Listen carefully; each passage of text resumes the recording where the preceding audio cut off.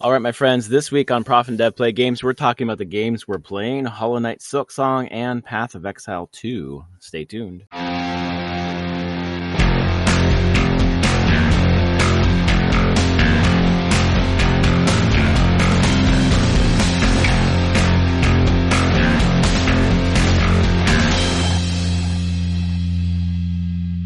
All right, my friends, welcome to episode 494 of Prof and Dev Play Games. My name is Larry, the professor at Prof Plays Games on Blue Sky, though I haven't checked Blue Sky in like a month and a half. Over there's Anthony Dev at Summer Speak.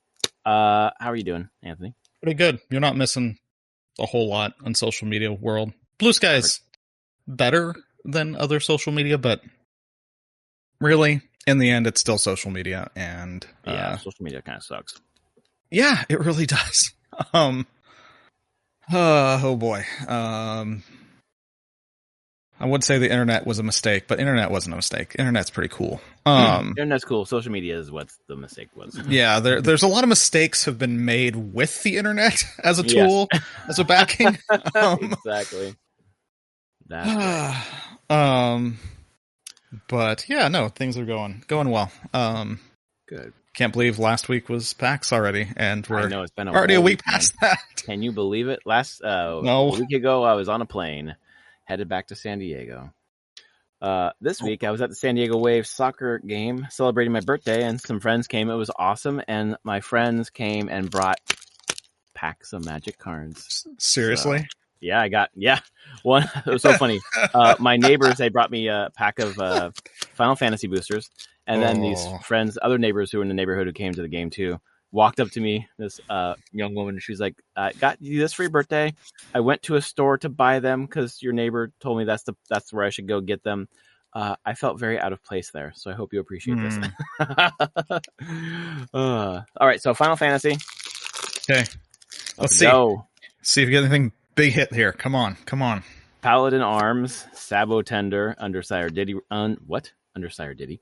Undercity Dire Rat, Chocobo Kick, Dreams of Laguna, Grand Pulse Ochu, Sahagan, so far no, Capital City, Crystal Chosen, Freya Crescent, Firion, Wild Rose Warrior, and Moogle's Valor, and then Thunder Magic Foil.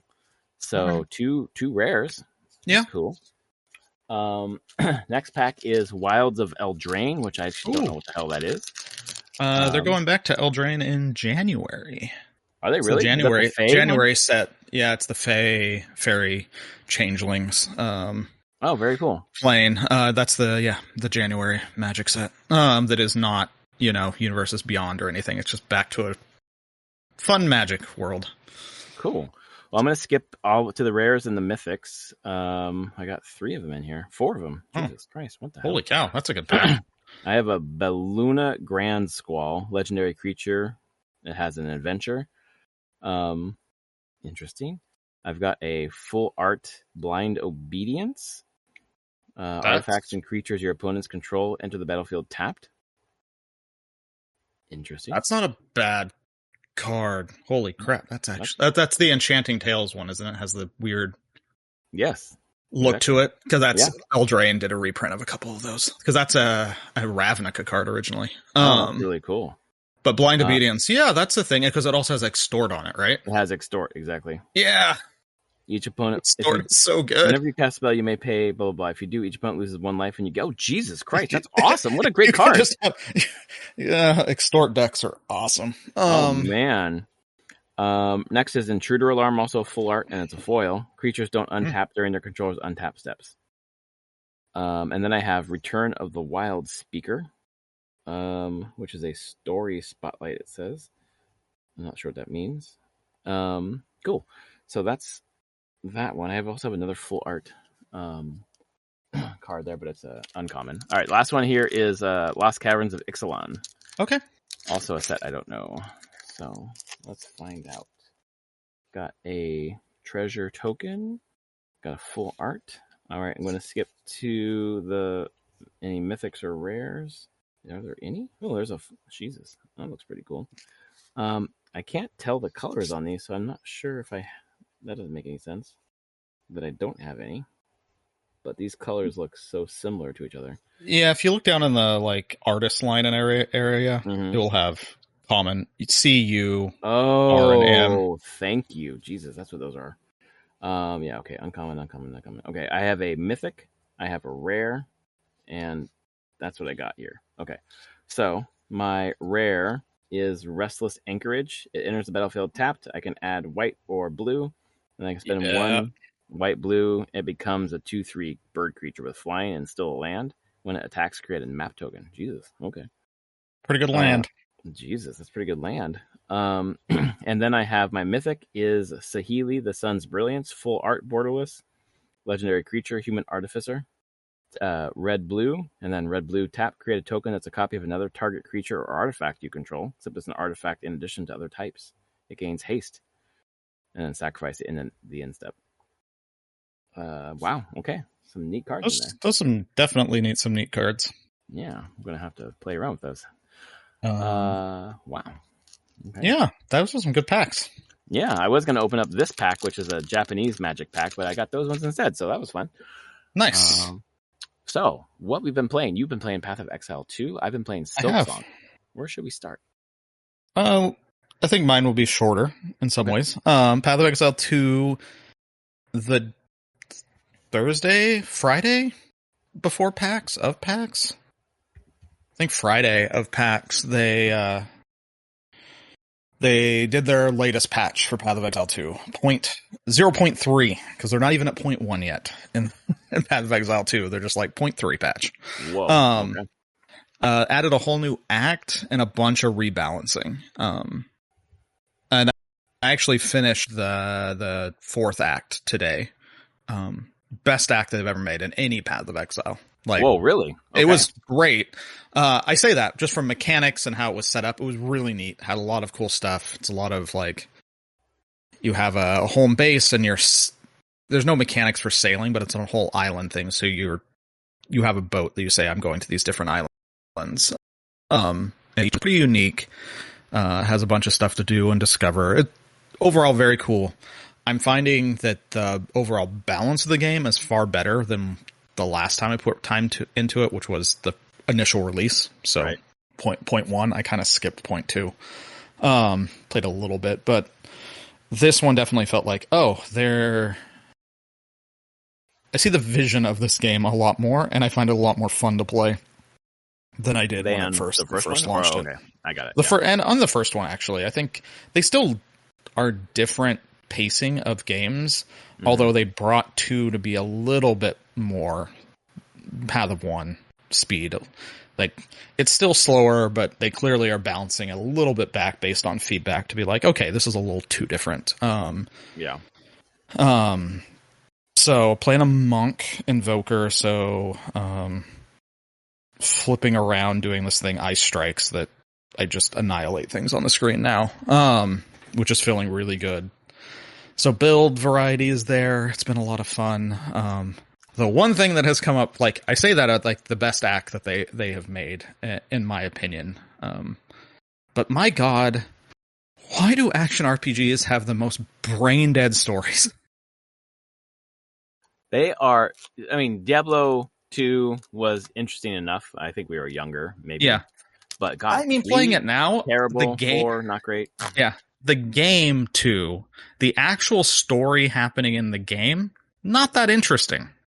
The lore of the world and the cutscenes for the story, those are cool. But what you're actually doing in the game, not actually that interesting in Diablo 2. I always found that funny. Like the most exciting parts of the lore and story for Diablo 2 were in the instruction manual. Well, that's a good point. It was really funny, but I'm like, it just thinking through games like this, because I think Path of Exile 2 is trying to be a bit more like, let's have a story, and I'm like, but it's kind of dumb. I'm just gonna say that, like, it's not good all the time. Some weird time travel crap. Don't know why that's there. You kind of lose the thread on the main thrust of the story at points where you're like, oh, I'm going to this act. We're splitting off. Oh yeah, and then you finish that act and you're like, wait, what was the point of me doing this? Oh, right. A whole other thing that I learned 6 hours ago. Yep. I'm going back to that. I don't know. There's something to it where I'm like, I get that the games aren't meant to be incredibly story focused. It's about the action and killing the monsters and getting the loot but there's a part of me that just feels like I don't think the story has to suffer because of that. I get that it's not the most important piece, but I would really love to see this. When I say action RPG, I should say the isometric loot-based RPGs. Because I would say things like your more third-person action RPGs can have pretty compelling stories. But for whatever reason, these ISO loot-based clicker RPGs, action RPGs, just don't. They don't put time into it. The gameplay doesn't really feel like it's feeding into the story at all. Yep. I don't know. There's a part of me what's just been playing where I'm like, I feel like there's a space for this, and just no one making these wants to crack it in that way. Yeah, that's what I was going to say as well, is that there's no reason why good story can't infect ARPGs. Like, anyone who can actually marry the two is going to have a real hit on their hands. Yeah. So I just been thinking that, even though I'm having fun with it being like, this story is dumb. I do not care about these characters. I don't really care what's going on with the world. I just move through it, getting stronger and getting better gear and going to where the next quest icon tells me to go. The gameplay loop is fun. The story doesn't sell the gameplay loop in a lot of ways. Yeah, and there's a lot of cognitive dissonance with, like, there's a whole, I don't know, there was a part today where it's like you're going through a trial when I was playing it, and you're effectively, your spirit is pulled out of your body and you're playing as your spirit through this whole thing. Although the gameplay doesn't change, you're still playing your character. But it's just funny, I'm like, okay, they've said that my spirit, this is me with my spirit running through this map, but I can still just town portal home and sell my crap. As a spirit? You're carrying your stuff? No. But none of like, that's the whole thing. That's where there's the cognitive dissonance of, like, the gameplay is what's important. The theming of, like, you being a spirit for this chunk means nothing. It doesn't change gameplay. It doesn't affect what abilities you have. It doesn't affect your ability to go to town, to pick up loot, to sell loot. The whole thing. It's there just as, like, a light theme, but it doesn't carry through to any of the gameplay. And I think that's what needs to be married. Is, like, if you're going to do a story here, the story needs to carry into the gameplay in some way. It needs to matter. And it doesn't. So, that's my little rant on going, wish someone would actually try a little harder on this at some point. But what's making people not have better story? Is it just you spend so much time on the gameplay side of things that you probably really, it's like pitchers who don't know how to hit because they're just kind of. I think it's that. I think it's investment in the time and being like, is this important? Like, focusing on the, like, we just want a game that people can play for thousands of hours. Yeah, and you're not going to get through a story, and, like, the story's going to be done in probably at best for them 50 or 60 hours, maybe even less. Like, people can get through campaigns and any of the latest action RPGs in under, like, 10 hours. But so it's just like an investment there. But even then, like, there could be some interesting stuff mechanically you could do there to even figure out a way to make it feel like the in games that people are spending so much time with actually have make narrative sense while you're doing it. And the original PoE tried to a little bit, and they're like, hey, you're filling out this atlas and you're kind of going into, like, astral lore of the world. But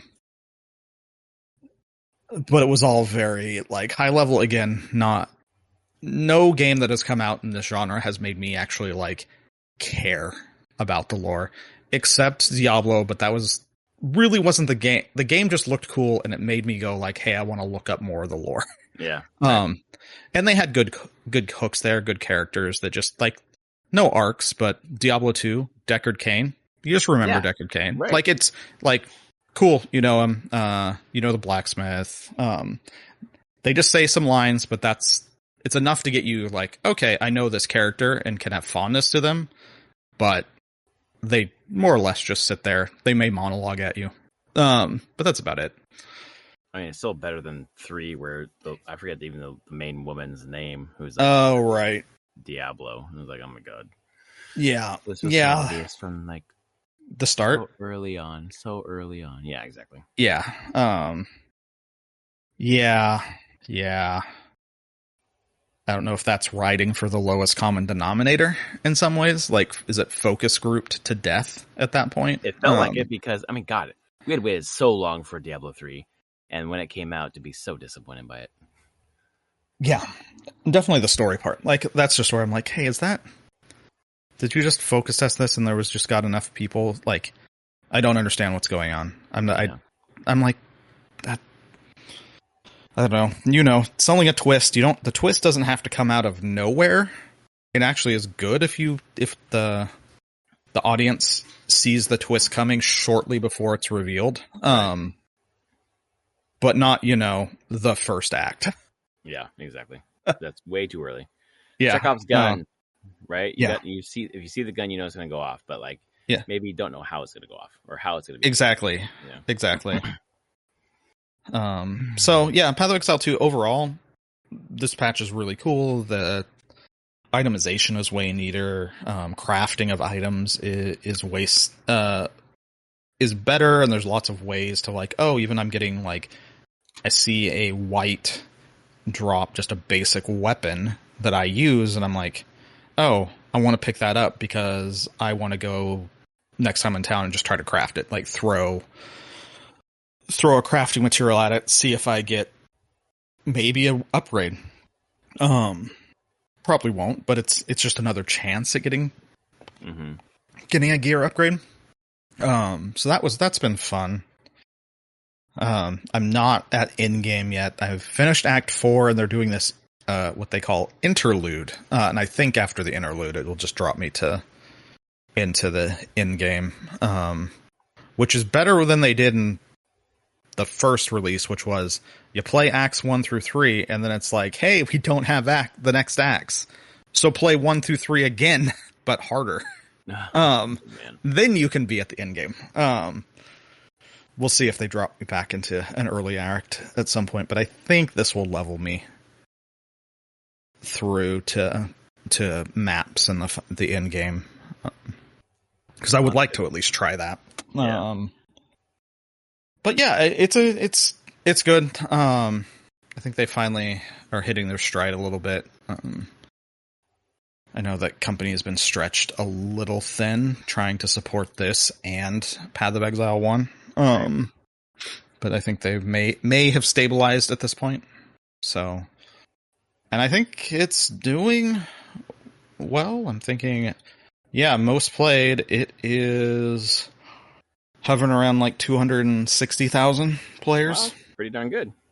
Yeah, not as good as what you've been playing, though. Yeah, so I've been playing a little game called Hollow Knight, and its 24-hour peak right now is 568,000 on SteamDB. Currently, 294,000 playing. Third highest behind Dota and Counter-Strike 2.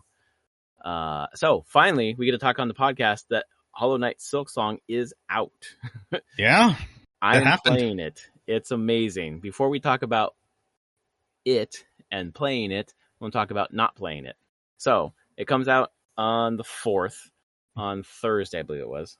And I've reserved some time in the morning before I go to work to play, about an hour and a half. And then I can't buy it. I can't access it. It's Steam. At 7 a.m. that morning, I had the Steam Deck at the breakfast table trying to download it. Nothing. Can't purchase it. Can't purchase it. So I'll take my daughter to school, come back. I'm sure it'll be fine by then. Absolutely not. And I was like, well, my clock is ticking down now. I've got like 70 minutes left, and I really want to play it this morning. I wanted to play it on PC because I could use my ultra wide monitor or do Steam Deck and not have to worry about any suspended game on Switch that my daughter was playing and having to cancel out of it. But I couldn't get it anywhere. So I turned on the Switch. I couldn't even get on Xbox. I actually, no, that's not true. My Xbox Game Pass subscription had ended. I didn't realize it had ended, and I was like, well, I'm not going to re-up this. So I picked up my Switch, the original Switch, and was able to download it easily. So I don't know if people are hammering other stores. I feel like the Switch 1, Switch 2 stores are the same. I know people are having trouble on the Switch 2 store. But anyway, downloaded it. Took about 15 minutes to download. Servers weren't super fast. And then immediately started playing on my Switch 1. It played great on the Switch 1. It's 60 FPS. It's 720p, I think, in handheld mode. It looked fine. It reminded me of Hollow Knight. Yeah. And I was immediately, I played for 70 minutes. I was immediately struck by how gorgeous it looked compared to the first one, because you start off in like a mossy area that's very vibrant green. And Hollow Knight 1 was Hollow Knight was kind of black and white kind of palette. Very dour. Yeah, exactly. For a long time. Whereas this one is not, which is very cool. Hornet's moveset is very different. You have a needle as your weapon, which is similar to the nail from Hollow Knight. But the downwards kind of pogo is not down. It's diagonal to the right or the left. And it takes a little while to get used to. Sometimes I would try to down pogo and I would just slash. And that still happens now a little bit. And it's more problematic now when I'm trying to pogo on flowers over spikes. And I miss on the way to the boss, and I'm hurting myself. Yeah. But the beginning was really fun. It starts off with Hornet kind of trapped by these other bugs in like a carriage. And as the carriage goes over a bridge, some little, I don't know, bug made of light touches your carriage and electrifies it or gives you power or whatever. And you just break the bridge and fall down. And then you start on the ground, kind of reeling a little bit from being damaged. But then you're going through the environment, and it's classic Hollow Knight. You are breaking through false walls. You are trying to find the pathway to the next area. Along the way, you're defeating enemies.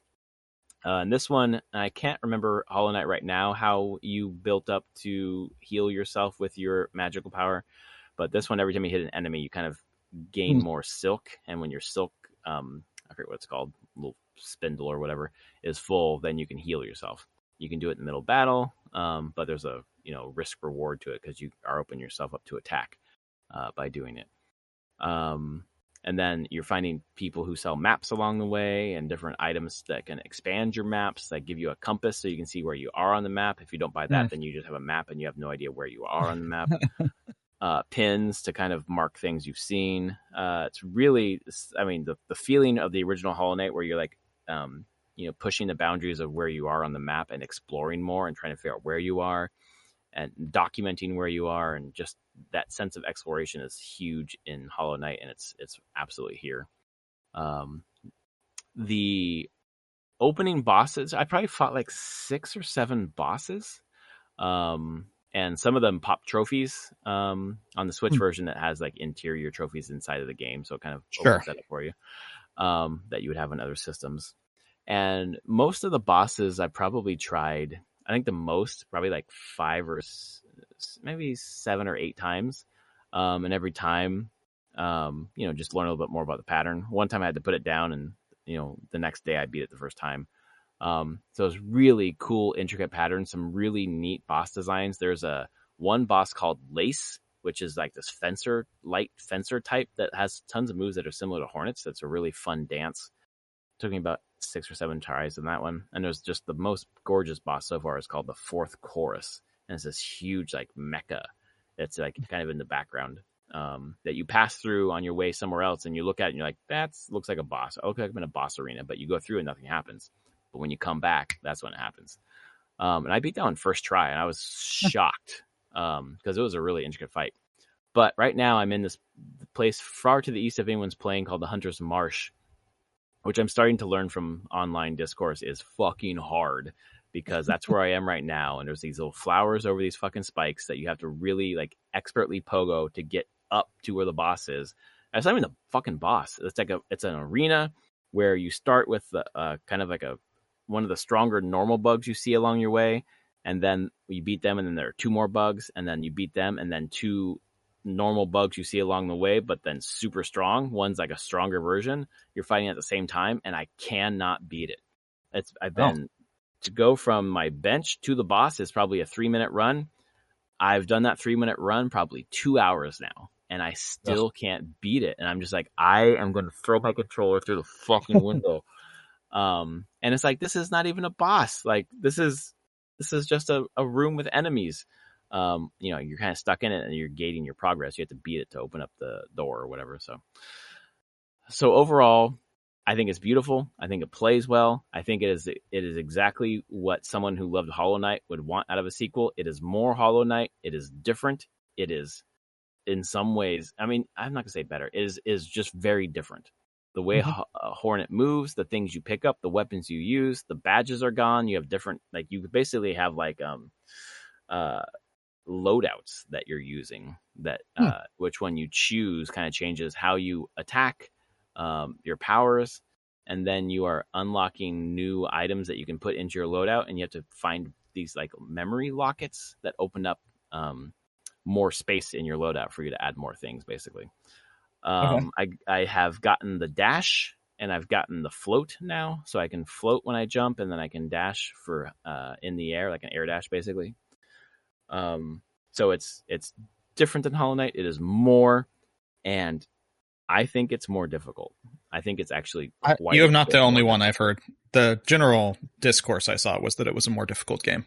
It really, like, this early on too. Like, early on Hollow Knight, like, I feel like I could push out a lot more. This is like, I don't feel like it's punishing, but it is like tuned to a point where, like, I don't know, the devs have been in Hollow Knight for a decade now at least, right? So they're like, well, this is too easy, gotta make it harder. Like, I think you tuned it a little too much. People were talking, I mean, they were comparing like early Hollow Knight, like the amount of damage enemies would do, and the amount of damage that Silksong enemies would do roughly within the same time frames of starting the game. And they're like, Silksong enemies just do more damage always, and it takes more damage to defeat them too, even the smaller enemies. They're just like, oh, this is a harder game. Just that wasn't a subject. They're just like, objectively, everything is just a bit harder. It really is. And if it was originally DLC for Hollow Knight, like, that's kind of what you want. Yeah. But as a new game, like, I'm thinking, so Hollow Knight was like the indie darling, like, people kind of, I don't know, heard about it on Kickstarter or whatever, and kind of like came into it and was like, oh, this is a really cool game. Yeah. But the fucking hype over Silksong for the last 6 years, like, people have just gotten into the hype, I think, a little bit, and were just curious about what the game is. Those people who never played Hollow Knight or aren't into like hard games, I can't imagine them sticking around with this fucking hard game. Yeah, we'll see. But yeah, I mean, I think honestly, they're going to get to where I did, and get to myself to a place like you did and be like, I'm done with this game, with Hollow Knight. Mm-hmm. I mean, we're just like, I want to absolutely destroy my Switch, and I don't want to play this anymore. Yeah. Because God. I don't like that feeling at all. For some reason, I don't like that in a Souls game, like Dark Souls. Like, Elden Ring clicked for me because there were ways to get around the summons or go somewhere else and come back or whatever. But other Souls games, like, I hate that. Like, I just need to get good, and I can't here.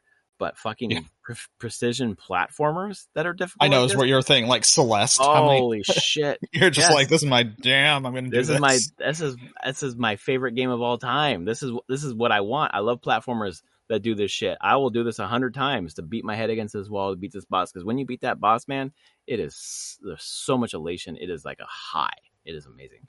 But I don't want this in a fucking Dark Souls game. So.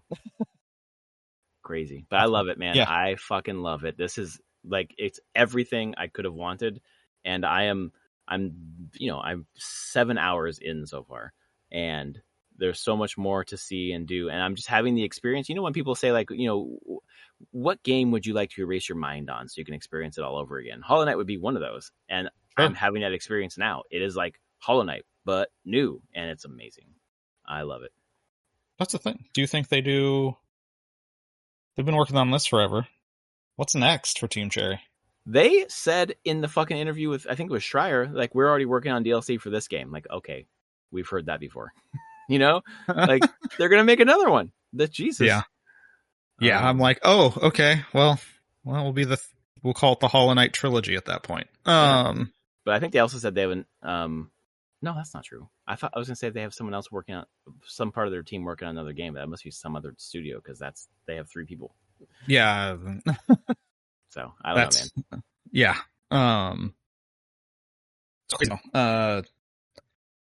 I don't think there's been any reviews yet for it because they didn't give out early copies. Right. I can't imagine the poor reviewers who are killing themselves to get a review in as quickly as possible. I'm not sure it does this kind of game justice to rush it like that. So yeah. Any of the stuff that's reviewed now is, I mean, it's very high, but there's not the stuff on OpenCritic. There's 4 reviews. CG Magazine gave it a 10 out of 10. That's one that I understand. Digital Anime, The Beta Network, and Noob Feed are the other reviews listed there, and I'm like, I don't know any of you. No. Noob Feed, that's a good one. Yeah. So, Digital Anime is in Arabic. So, okay. Mm-hmm. I don't know. I think it will be. I think it'll be a bit probably before we see reviews. Maybe late this week, because you have to believe that there's the main big game press sites are just like pushing through this game right now, hard. I mean, fuck that. I just can't imagine the skill to get through it that quickly. I mean, I was watching Andy Cortez on Kind of Funny Games. He was just doing a marathon stream, and is like, he'd been playing for a long time. I've tuned in. And I was like, you're really not that much further than me. This is insane. But then, I mean, I've been 2 hours on this one fucking area, like, and I'm just, I could just leave and go somewhere else and push out and probably get an upgrade that would help me. But I'm so fucking stubborn. I really need to beat this and like have the skill, because I'm like worried that I'm not good enough to beat this game right now. And I beat the true ending of fucking Hollow Knight. But that took you a lot, right? Fucking a lot, so much. It's out though. That's crazy. It's out. It's in my hands. I'm playing it. I can't believe it. It's incredible. Yeah. I kind of can't believe it. I'll be honest that it did release. But yeah, no, it's cool. It's still top selling on Steam. It was the most wish-listed game on Steam. Yeah, right. When it came out, so that's not surprising to me that it's going crazy. It also doesn't surprise me that the Steam store died. This isn't the first time their store has had the store auth part has problems. The store auth. This is what when you're trying to make a purchase and it does authentication for it. That's the part that died. That's the part that died. It wasn't the content delivery. So actually, I really am like, why didn't Team Cherry just put up pre-orders like even like couple days before, like 2 or 3 days before, and let people like split this over some time? Because this isn't Steam. Like Valve does have a best practices thing, and best practices is doing for big games is doing a pre-order with a preload. To help even out the load on that front, because once you get through purchase, Steam's content delivery is no problems whatsoever. So I'm like, Team Cherry, why didn't you do that? You could have put it up. You could have let people just pre-purchase it. Or even a staggered release, like it's not 7 a.m. Worldwide, or it should be at 7 a.m. worldwide, so it just rolls through. But I don't know, maybe they wanted the news story, or maybe they're just like, we don't care. I don't know. I don't know. I don't know if it's easier for them to just do one and done.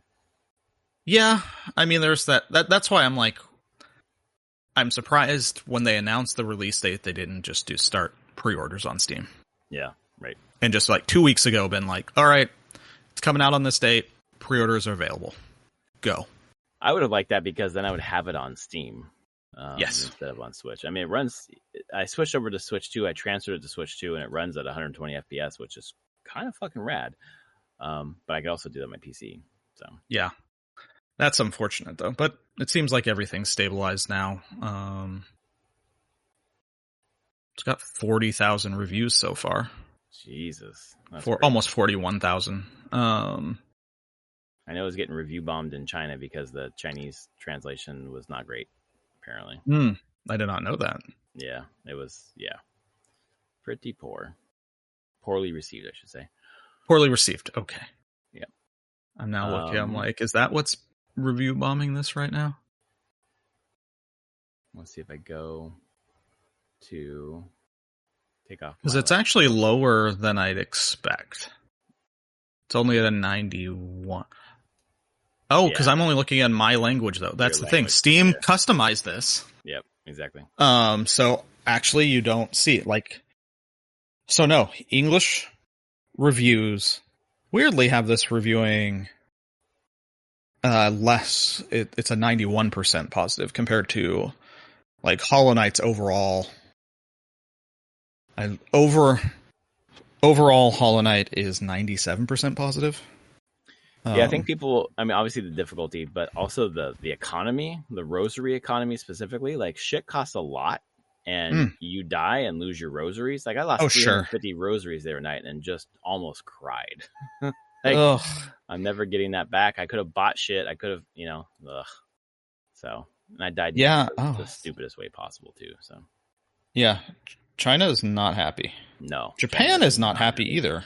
Really? Interesting. Yeah, Japan is mixed. Not that many reviews, only 275, but mixed.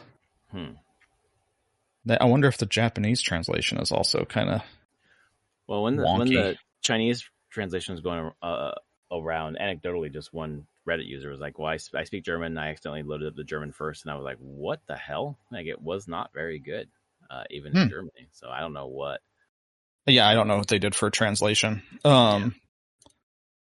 Actually, it's localization's a pain in the ass. We deal with that. I've dealt with that in the past with Astroneer.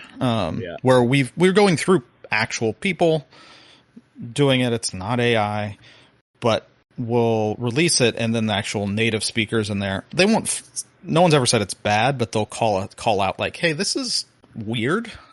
Yeah, this is a weird trend but we're not in our office. We're not native speakers of some of these languages, and it's like we don't know.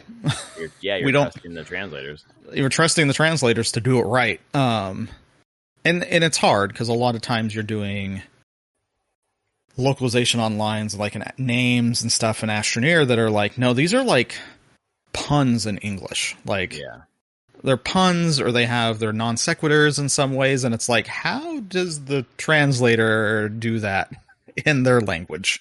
Right. Can they? A lot of times they can't. So, I don't know if Team Cherry will actually ever say anything, but I'm curious what the translation was like for this game. Like, they clearly weren't doing it in themselves. They had to have other people doing the translation. They can put it in themselves, but who they used, I'd be curious. Yeah, I wonder if they'd ever talk about it. Probably not, but I'd be. That's one of those things where I'm like, I would like to know. I mean, maybe it's in the credits, actually. I wonder if you'd find it should be in the credits. Yeah. But that's the only major thing that I've seen hiccup with it when it came out. I just put up Silksong credits, and it says Eric Barone, the guy who created Stardew Valley, is credited as a voice actor in it. Whoa, really? For a mystery character, no one knows who it is. Oh, that's so cool. There's some interesting voice acting. Okay. Grunts and noises and things like that. And then the map seller has a neat little song that got stuck in my head for a couple days. Nice. Yeah, and I'm excited to get back to it tonight and just grind against that fucking boss room I'm in. Good luck. Good luck. Dude. Oh, I'm going to be so elated. But yeah, thumbs up, big time. Been waiting for this forever. It is exactly what I want. It is maybe a little harder than I would want, but I will get good and beat my head against this for the rest of the month until Tactics comes out. And then that's going to be fun. Yeah, man, I can't wait. I cannot wait. Well, I'm a fucking Final Fantasy sicko now. I watched that thing I posted was the 3 opening movie versions. It's fascinating. It's so fascinating. It's just like where they align and where they differ over the years. It's been a long time since I've seen the original 97 opening. But definitely like War of the Lions. I was like, oh yeah, that differs so much. And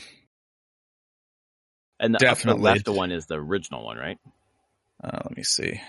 Where it's like opening maps and scrolls and. No, that's War of the Lions. That's War of the Lions. Interesting. Which is very, very different. That's the whole thing. It's like so different where the bottom 2 are the original, and then the one we saw, the Eve, and the right is the Evil East Chronicles. And it's just, to me, I'm like, oh, it's just another point of where the War of the Lions team really was doing their own thing. Because it wasn't a lot of the same team at all. I don't think it was much of any of the same team. It definitely wasn't the 2 people we saw. Right. So, and I know Matsuno wasn't involved. So in a lot of ways, there's some similarities, but it's like they took the War of the Lions look for their cinematics, but more applied it to the style of the original 97 opening. Yeah, because the animation at least looks very similar. Yeah. Some of the scenes are, not the same. They are similar though. Yeah, it's fascinating to me. And it's been rare that you ever get a chance to see all different remakes and done this way. And the thing is, they're all timed to the exact same music. So you can line them up perfectly and see how they do it. Yeah, I don't know. I'm very excited for that game. Are you going to play it? Are you going to play it or Yote? Both. Just depends on the time. The time of day, you mean? Kind of thing? Yeah, pretty much. Yeah, got it. Yeah. I'm taking that Thursday and Friday off, the October 2nd and 3rd. I have it off of work. Specifically because Tactics came out and Yote came out. Yeah. And I was like, I'm going to take a break during this time because I don't think my mind will be able to focus on work. Yeah. I just need to take a nice long 4-day weekend and just power through a bunch of this. Man. Oh, it's going to be good. That means you have a few weeks to beat Silksong. Go. I just feel like it's not going to happen. Nope. Not going to happen, but that's okay. And my daughter has been so fun because she's like, those bugs are scary. I had a Silksong shirt on, I've been talking about Silksong. She's like, no. And then she watched me playing it today. And then she was like, can I play? So then I restarted and she was like, that was really fun. They're kind of cute. Like, yeah. You're like, not scary. Yeah, it's not scary. They're really cute, but also fucking deadly. Yeah. So she actually found a secret I didn't find. Oh, nice. Under one of the very opening bridges, she was stuck in the water, so she just swam under the bridge and found a secret room that I did not find. I was like, shit, good job. Now you're like, I have to go back and get that. Now I have to go back and get it, but I gotta beat this fucking boss first, because I'm not walking away. Even though I should. It would be much better if I did. Nope. Other video you shared in our Discord was that Starseeker was prominently featured in this IGN video, and then there's an interview with your creative director. This is very cool. I did. It is very cool. I see Seth Macy playing your game. That's cool. Yeah, there was I don't know where I linked in the time stamp to it, but just in general, the whole video, they definitely at the beginning, they show the Starseeker booth a lot. Kudos to Devolver and making a really good booth that looks really cool and people want to show off in their videos. Yeah, exactly. I think there was another YouTube video from a person that was like best booths at PAX, and we were one of them. Nice. It was like the top 5 booths at PAX, and it was us and like Larry and can't remember who else. I was like, Rage Room was the Rage Room. Yeah, I think the Rage Room was on there. Yeah. I don't think Capcom was, although Capcom had a really cool, the way you played Requiem at PAX was pretty badass. Right. Everyone internal, you all get your own like debarked out cubicle. Can't see anybody else. It's just you, a controller, and a screen, and Resident Evil. I would shit myself. I'll be honest. I'm kind of looking for that kind of experience. I'm not gonna get this one. I'll play Village. I haven't played yet during spooky season in October. Nice. Just for a couple nights. But yeah, no, it was cool. That got shown off. We've gotten not a bunch, but some good press out of PAX. People have started posting their stuff. Good. So yeah. Again, now I just have to actually finish this game. Yes, that is the thing. You gotta finish. You will, I'm sure. Yeah, we'll be fine. But cool. I got nothing else. Yeah, that's great. Well, thanks everyone for listening. If you like our podcast, please rate it on your podcast service of choice.